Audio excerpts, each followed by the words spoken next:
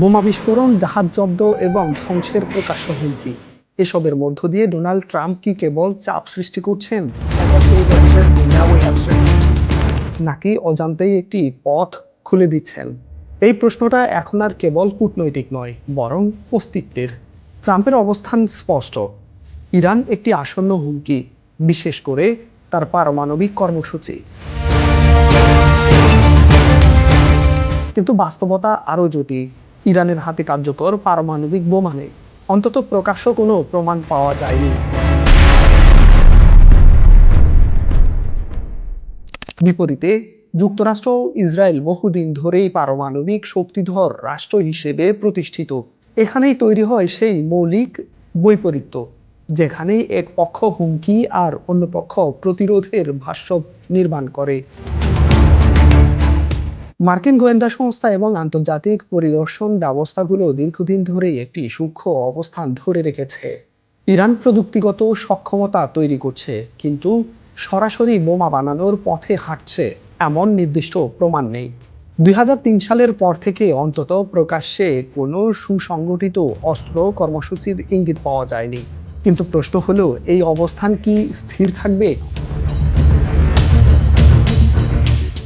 বিশ্লেষকরা বলছেন, ক্রমবর্ধমান সামরিক চাপ, অবরোধ এবং সরাসরি হামলার হুমকি ইরানের কৌশলগত হিসাব বদলে দিতে পারে।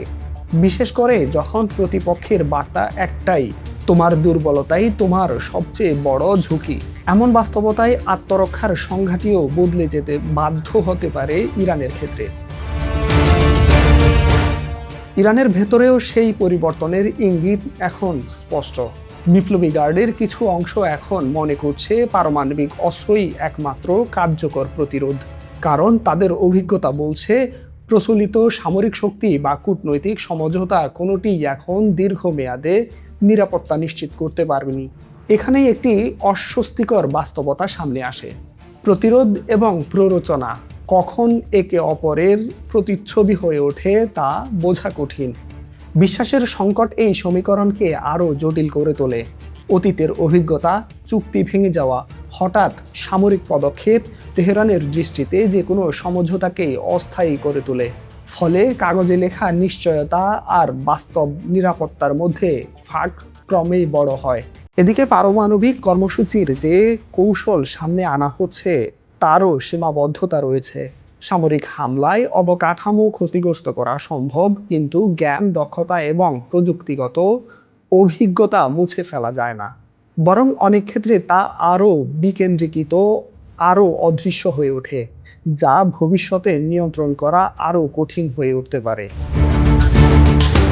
আরেকটি স্তর আছে যা প্রায়শই প্রকাশ্যে আসে না: বিকল্প উৎসের সম্ভাবনা। উত্তর কোরিয়া দীর্ঘদিন ধরেই পারমাণবিক প্রযুক্তি বিস্তারের অভিযোগের মুখে রয়েছে।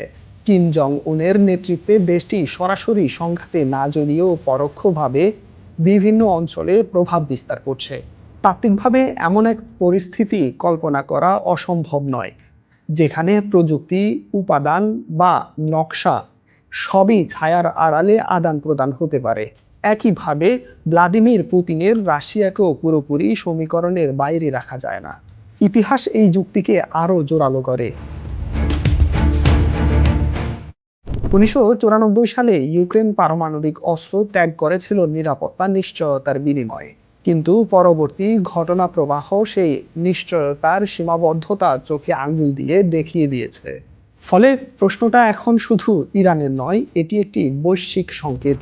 নিরস্ত্রীকরণ কি সত্যি নিরাপত্তা দেয়? এই প্রেক্ষাপটে পারমাণবিক অস্ত্র বিস্তার রোধ চুক্তির কার্যকারিতাও প্রশ্নের মুখে পড়ে।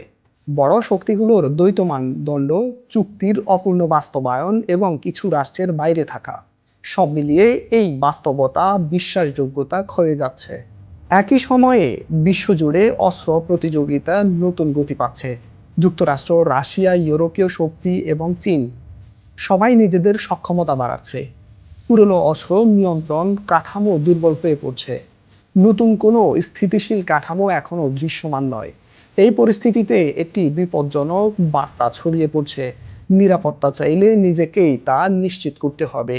এই যুক্তির বাস্তব উদাহরণ হয়ে দাঁড়িয়েছে উত্তর কোরিয়া। পারমাণবিক সক্ষমতা অর্জনের পর দেশটির আন্তর্জাতিক চাপ সত্ত্বেও টিকে আছে।